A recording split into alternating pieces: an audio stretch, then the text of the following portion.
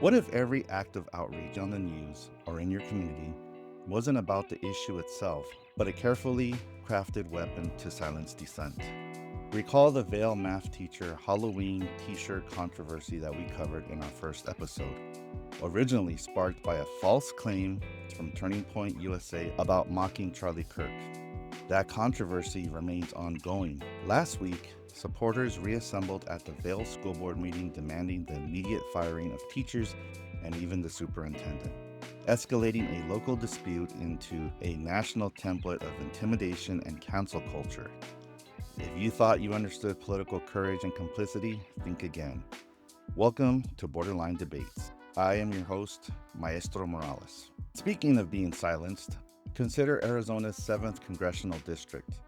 For over a year, our community has been without an active voice in Congress. Raul Grijalva, our longtime representative, battled lung cancer and missed over 300 votes, vastly reducing our representation during consequential votes on infrastructure, healthcare, and foreign policy. Despite this absence, he secured re-election through name recognition and a lack of strong challengers, leaving Tucson's voice effectively muted. An important reason the Epstein discharge petition fell short of the 218 votes for so long was exactly because of Arizona's missing voice in Congress, Raul Grijalva. If he was around, he would have been the 218th vote. Despite battling cancer and being unable to attend sessions for months leading up to the 2024 election, Grijalva ran for re-election and retained his seat. This move wasn't just a personal decision, but a strategic hold on power designed to keep control within the family until his daughter, Adelita Grijalva, could win the special election. Adelita Grijalva made history as the first Chicana daughter of a congressman from Arizona elected to Congress. This raises questions about electoral and community legitimacy. Only 16% of registered voters cast their ballots for Adelita, with overall turnout barely exceeding 23%. This leaves serious questions about engagement and the mandate. Her swearing in was delayed 50 days, an unusual interruption that raises questions about power plays behind the scenes. The media gravitates to this romantic narrative, a young Latina finally breaking the logjam holding back justice. Let's be logical and rational about what actually happened here. The discharge petition needed 218 signatures. All 213 Democrats signed it. Adelita voted with her party. That's not brave, that's not heroic, that's just doing what every other Democrat did. Adelita became the final signature simply because she was the last one sworn in, not because she took a courageous stand. This petition to even reach 218 signatures with only 213 Democrats required some brave Republicans to break with their party and their president. Let me repeat that. Republicans who we almost never agree with had to show true courage and turn against their MAGA fan base. Or rather, to reclaim MAGA, making America great again, from the damage that is Trump. Let's talk about them. Thomas Massie introduced the Epstein Files Transparency Act with Democrat Ro Khanna and filed the discharge petition, defying President Trump's direct orders. Nancy Mace faced intense pressure from Trump and his administration. The White House warned her that keeping her signature on the petition could cost her Trump's endorsement in the gubernatorial race in South Carolina. This is deeply personal for Mace. She's spoken out about being a survivor of sexual assault as a teenager. Despite the political cost, she stood firm. Lauren Boebert was summoned to a meeting in a White House Situation Room on November 12th, the same day Adelita was sworn in. White House and Justice Department officials attempted to convince her to remove her name from the discharge petition. Despite this extraordinary pressure that came from the literal seat of executive power, Boebert refused to remove her signature. Marjorie Taylor Greene faced the most dramatic consequences. She had been one of Trump's most loyal supporters. She even wore a Trump was right about everything hat when he addressed Congress in March. But she broke with Trump on multiple issues, including calling Israel's war in Gaza a genocide. She appeared on The View and Bill Maher's show to discuss her criticism of Republican leadership, the Epstein Files, and Israel policy. And what happened? Trump publicly withdrew his endorsement of Greene, calling her a ranting lunatic and saying she had gone far left. Let's talk about what this vote actually means. It forces the House to vote on releasing the Epstein Files.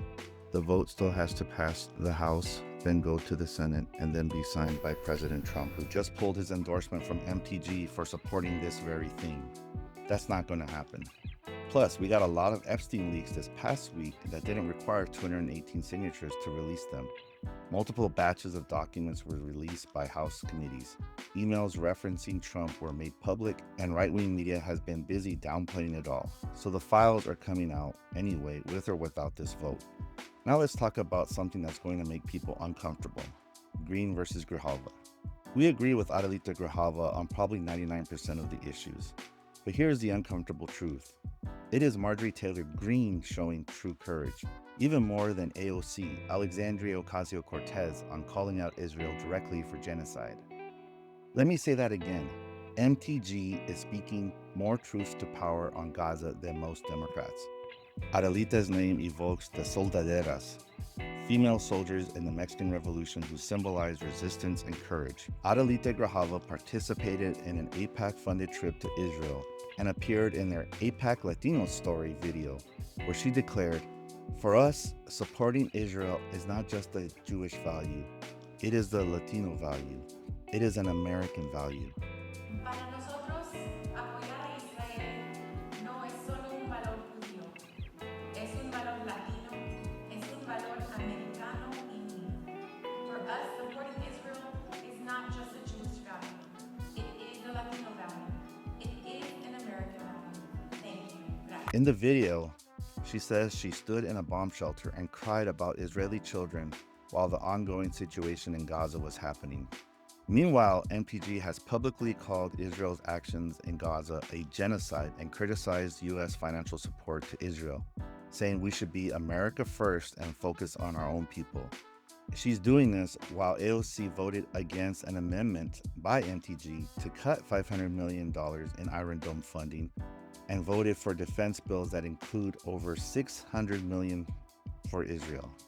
MTG is losing Trump's endorsement. She's being called a lunatic by her own president. She's being cast out from the party she helped build. And she's doing it because she believes releasing the Epstein Files and calling out Israel's actions is the right thing to do. That is courage. This matters to us in CD7 because we live on the borderlands. We have two Indian tribes and reservations here, the Tohono O'odham and the Basquiat-Yaqui. Adelita Grijalva supports the Apache tribes opposing the destructive Resolution copper mine at Oak Flat, highlighting a commitment to indigenous rights and environmental protection. Yet she remains silent on crucial local economic interests, including Raytheon's missile defense contracts tied to Israel's Iron Dome. Here's where Adelita's record gets even more complicated.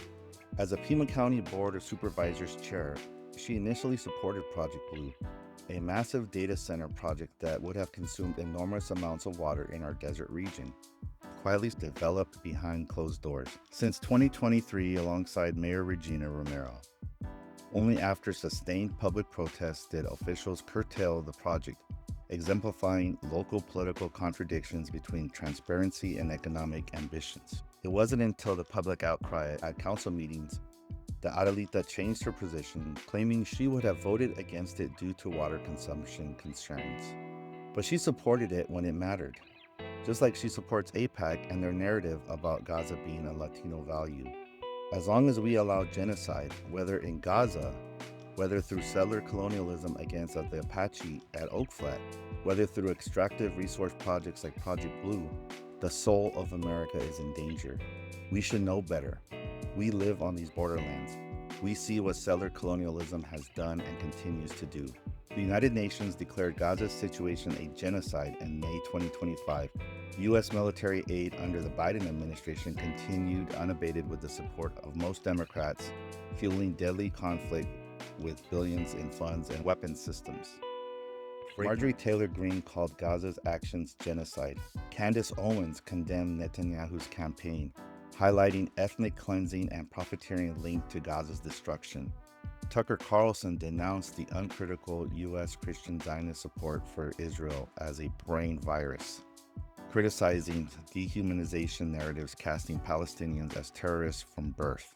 Their rhetoric disrupts the bipartisan consensus, forcing awareness of the ethical costs behind continued weapons funding. The Epstein petition and Gaza crisis expose how courage often requires breaking free from party loyalty and symbolic gestures. Adelita Grijalva deserves recognition for her historic election. She deserves credit for being the 218th signature on the Epstein Files discharge petition. But the courage to make that 218th signature possible came from 4 Republicans who broke ranks with their president under extraordinary pressure. Without Massie, Mace, Boebert, and MTG, there would be no 218th vote, only 213 Democrats standing alone. We're not attacking Adelita. We are giving credit where it is due, even when it makes us uncomfortable. This is what Borderline Debates is all about. Thank you for watching. We'll see you next time.